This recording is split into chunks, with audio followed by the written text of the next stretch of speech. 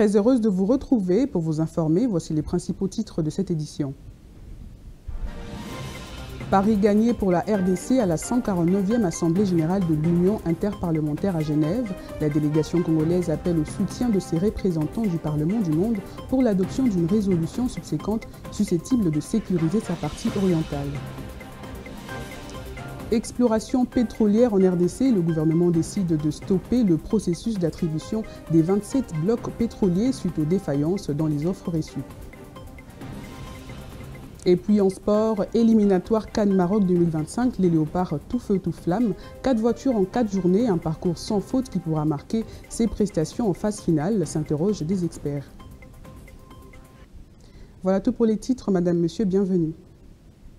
Il se tient depuis le 13 octobre à Genève, en Suisse, la 149e Assemblée de l'Union interparlementaire UIP. L'RDC qui participe aux travaux de ces assises appelle au soutien de ses représentants du Parlement du monde pour l'adoption d'une résolution subséquente susceptible de sécuriser sa partie orientale en guerre. Le président du Sénat représentant le pays à cette rencontre se félicite de l'appui de la majorité de ses parlementaires pour une paix durable en RDC. Suivez-le dans cet extrait choisi par Ebenezer Bouanga. Je voudrais d'abord annoncer qu'à cette 149e session et assemblée parlementaire de l'UIP, la République démocratique du Congo a tenu à être présente, car dans son rôle de diplomatie, à côté de celle du premier diplomate du pays, qui est son Excellence Félix-Antoine Tshisekedi Tshilombo, porter la voix de la République démocratique du Congo sur la thématique qui avait été annoncée, notamment les sciences, les technologies et l'innovation. Nous avons mentionné que la République démocratique du Congo a fait des avancées dans ces 3 secteurs, non seulement du point de vue législatif, mais aussi dans l'action gouvernementale. Et nous avons mentionné que nous sommes partie prenante et des acteurs surtout sur ces questions de l'intelligence artificielle, parce que nous participons du point de vue de nos minéraux à tout ce qu'il y a comme avancée technologique. Et nous sommes parmi les plus grands producteurs justement de ces principaux minéraux. Et nous avons tenu à mentionner que notre contribution serait encore plus appréciée si la question de la paix et de la sécurité en République démocratique du Congo est rencontrée. Parce que comme vous le savez, à l'est de la République démocratique du Congo, nous avons encore des bruits de bottes, mais surtout un grand nombre de déplacés. Nous avons actuellement la plus grande crise humanitaire, avec plus de 4 millions de nos compatriotes qui sont en dehors de chez eux, des mamans, des enfants. Et donc leur cri ne peut pas rester muet. Nous devions porter la voix de la République démocratique du Congo sur cette question sécuritaire. Et donc le Sénat et l'Assemblée nationale ont uni leurs voix pour que ce plaidoyer soit entendu. Et ici, on va retenir que l'Afrique a aussi un mot à dire sur les crises dans le monde et sa voix doit être entendue. Le gouvernement décide de stopper le processus d'attribution des 27 blocs pétroliers suite aux défaillances constatées dans les offres reçues. Dans un communiqué signé le 11 octobre, mais rendu public hier mardi 16 octobre, le ministère des Hydrocarbures a expliqué les raisons qui ont conduit à cette annulation. Détail dans ce récit d'Ebenezer Bouanga. Les irrégularités relevées lors du dépôt des candidatures, les offres inappropriées et l'absence de concurrence sont les contraintes motivant le gouvernement à poursuivre le processus favorisant cette décision. Ces processus lancés en juillet 2022 concernaient des blocs pétroliers repartis dans le bassin côtier, la cuvette centrale et les bassins de la branche ouest du rift est africain, alors que ces zones sont reconnues pour leur potentiel énergétique, avec des ressources estimées à 22 milliards de barils et de pétrole et 66 milliards de mètres cubes de gaz méthane, notamment dans le lac Kivu. Devant ces faits, le gouvernement, par son ministère des Hydrocarbures, affirme avoir relancé il y a peu le processus avec ajustement visant à corriger les faiblesses observées. Les candidats ayant soumis leurs offres sont invités à se rapprocher de la commission ad hoc pour le suivi de modalités pratiques. Cette commission, mise en place en juillet 2023, était chargée de l'évaluation des candidatures et de l'attribution des droits de l'exploitation. Malheureusement, l'absence de propositions satisfaisantes a conduit à l'interruption immédiate de ces processus. Les potentiels pétroliers en République démocratique du Congo, souvent sous-estimés, restent l'un des atouts majeurs du pays dans sa stratégie d'exploitation des ressources naturelles. Au gouvernement de charmer davantage les investisseurs motivés, capables de transformer ces ressources en véritables leviers de la croissance économique. La relance de ce processus, qui sera annoncée dans les jours à venir, marquerait une nouvelle étape dans la stratégie énergétique de la RDC, avec un accent particulier sur la transparence et la compétitivité. L'Union pour la démocratie et le progrès social, UDPS, lance sa campagne de sensibilisation sur la révision constitutionnelle qui malheureusement n'est pas à l'ordre du jour, ni dans le gouvernement, ni dans aucune autre institution, a révélé le porte-parole du gouvernement lors d'une interview accordée à nos confrères de RFI, une sortie médiatique qui mettrait fin à tout débat sur la question. Suivez-le. La réforme constitutionnelle n'est pas à l'ordre du jour au niveau du gouvernement parce que ce qui est à l'ordre du jour pour nous prioritairement, c'est les 6 engagements du président de la République. Et de ces points de vue, nous avons fait beaucoup de progrès. Notamment, vous avez suivi récemment que le prix du carburant avait sensiblement baissé. Le prix des denrées et des nécessités devrait baisser dans les jours qui viennent, en tout cas dès que les principaux importateurs auraient fini leur stock. C'est à cela que nous nous attelons. Donc pas de réforme constitutionnelle dans les mois qui viennent. De toute évidence, en connaissant le président de la République et son engagement pour la transparence, si une initiative de ce genre appelait à être prise, nous communiquerons de la manière la plus transparente possible. Mais ici, il faut considérer que ce n'est ni à l'initiative du gouvernement, ni dans aucune institution. C'est un débat d'à côté qui suit son cours parce que nous avons une démocratie qui est vitale, mais la priorité du gouvernement, du président de la République en ces moments, c'est de garantir le pouvoir d'achat de Congolais, de leur permettre d'avoir accès aux soins de santé de qualité à bas prix, de déterminer la guerre dans l'Est, c'est de s'assurer que nous avons créé plus d'emplois pour de jeunes, nous avons protégé le pouvoir d'achat, c'est cela l'urgence pour nous. À Paris, la semaine dernière, le Rentrée judiciaire de la Cour de cassation pour l'exercice 2024-2025, la cérémonie afférente a eu lieu hier mardi au Palais du Peuple, en présence du président de la République, chef de l'État, Félix-Antoine Tshisekedi Tshilombo. Au cours de l'audience solennelle, le bâtonnier national a plaidé pour la protection des avocats et pour une bonne rémunération des magistrats en vue d'une bonne administration de la justice. Oscar Bissimo, Moucha Maliroy et Célestin Kalombo. Dans une salle des congrès du Palais du Peuple, pleine comme un œuf, et marquée par la présence du président de la République, Félix-Antoine Tshisekedi Tshilombo, cette 6e session de la rentrée judiciaire de la Cour de cassation, exercice 2024-2025, a connu la participation des représentants des différents corps des métiers judiciaires. Au nom de l'Ordre national des avocats, le bâtonnier national a appelé à la protection de l'avocat dans l'exercice de sa fonction d'assister et de défendre les justiciables. Je vois le droit comme un processus de transformation et les juristes comme un paysagiste. Par cette formule, Madame la professeure faisait référence à la notion de l'avocat, qui est celle d'intégrer l'expérience et la nature humaine dans l'ordonnancement qu'impose l'harmonie. En d'autres termes, celle d'intégrer les exigences de l'évolution sociale dans le respect de l'état de droit. Mission de l'avocat, pour laquelle Philippe Dumas n'a pas hésité à affirmer que ce qu'il y a de meilleur dans l'avocat, c'est qu'il soit là quand il n'y a plus personne. C'est juste. Dans sa mercuriale, le procureur général près la Cour de cassation a martelé sur le respect de la présomption d'innocence dans une instruction préjuridictionnelle. Cependant, a-t-il souligné, celle-ci ne doit pas constituer un frein à l'administration de la justice.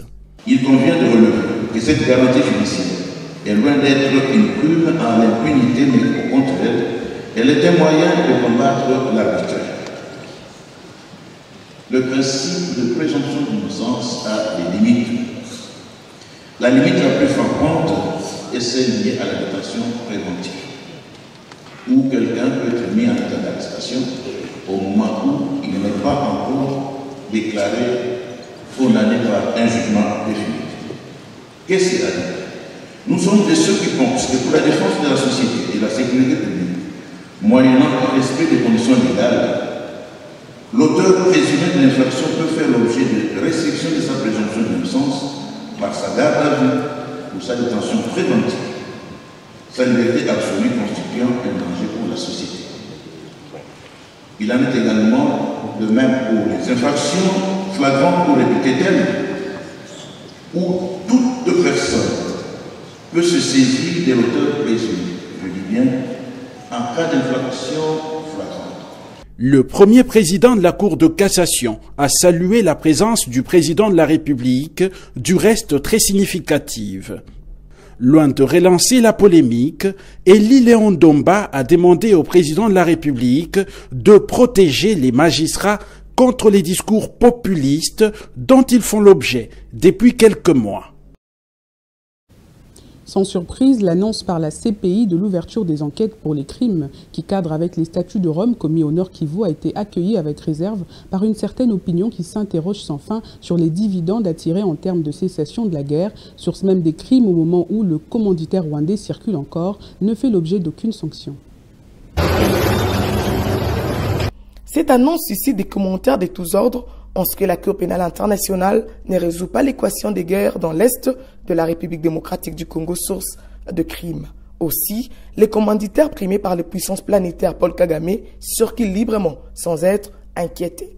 Les armées dont il est l'un des géniteurs poursuivent leur travail.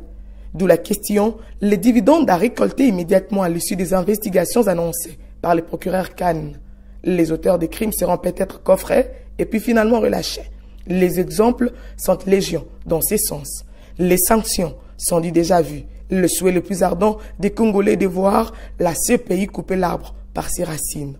C'est dans ce sens que certains observateurs redoutent une distraction de trop au moment où la gangrène demeure entière car sans remède efficace. Les enquêtes de la Cour pénale internationale n'auront de sens que lorsque les dieux de l'agresseur pourront décider en faveur de la paix. La problématique des crimes commis au Nord Kivu ou en Ituri est une équation complexe pour laquelle le peuple congolais mérite des explications approfondies. Sinon, il est à retenir que l'annonce des enquêtes à lancer n'est pas aussi accueillie de demain, étant donné que le dossier guerre n'est pas résolu. Faut-il rappeler que les enquêtes déjà menées pour le même cas de crimes commis dans la partie est de la République démocratique du Congo n'ont abouti à aucune issue heureuse? C'est là la préoccupation.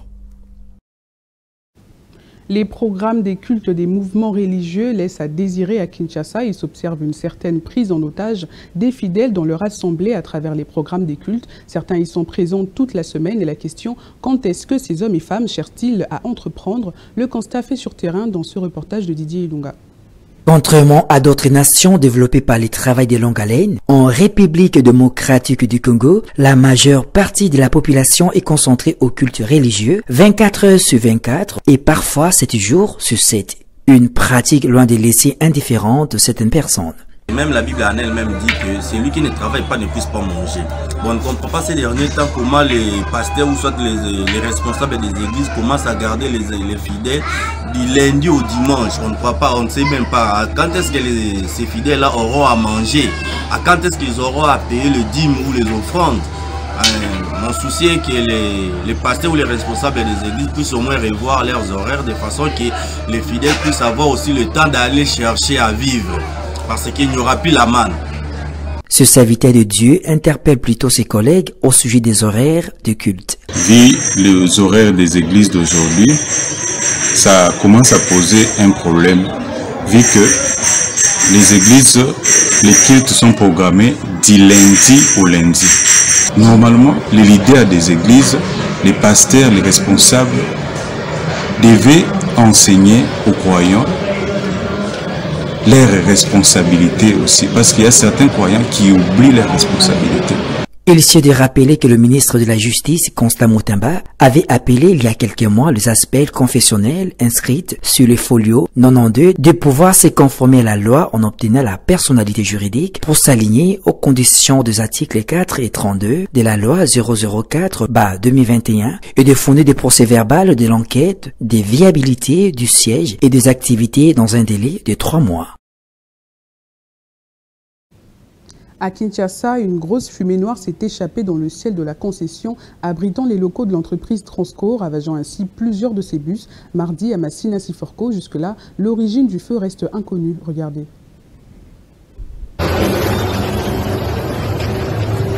Au regard de l'ampleur de cet incident et d'après certains témoins, les dégâts matériels sont énormes dans la mesure où plusieurs bus ont pris feu.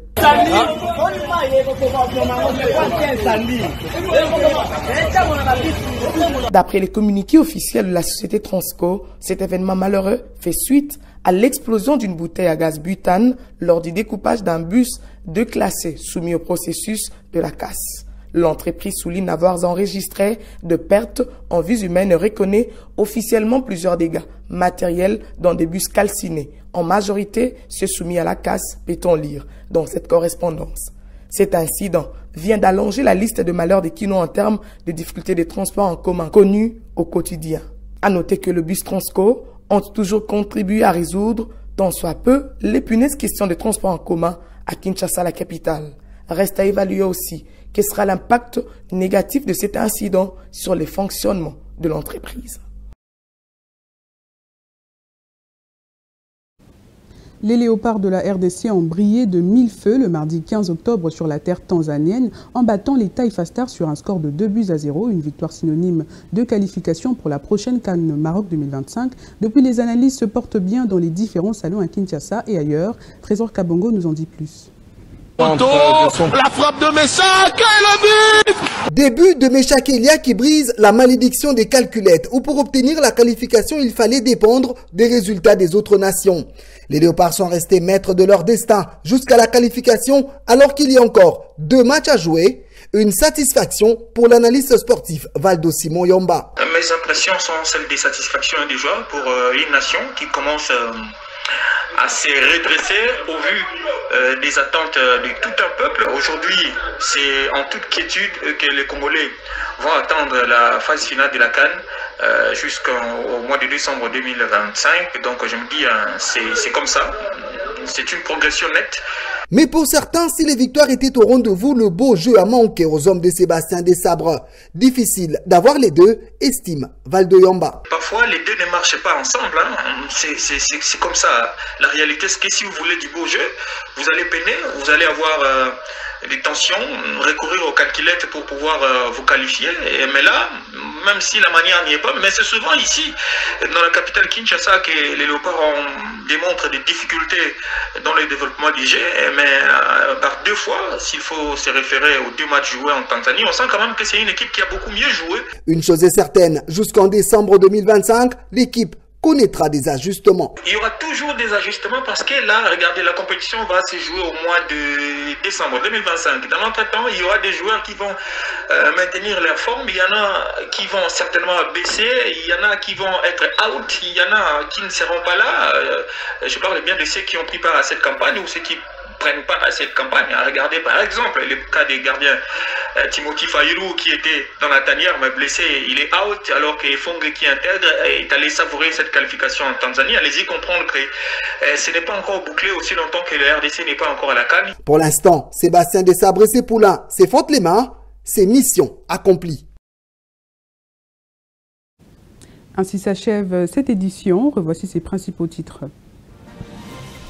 Paris gagné pour la RDC à la 149e Assemblée générale de l'Union interparlementaire à Genève. La délégation congolaise appelle au soutien de ses représentants du Parlement du monde pour l'adoption d'une résolution subséquente susceptible de sécuriser sa partie orientale. Exploration pétrolière en RDC, le gouvernement décide de stopper le processus d'attribution des 27 blocs pétroliers suite aux défaillances dans les offres reçues. Et puis en sport, éliminatoire CAN Maroc 2025, les léopards tout feu, tout flamme, 4 voitures en 4 journées, un parcours sans faute qui pourra marquer ses prestations en phase finale, s'interrogent des experts.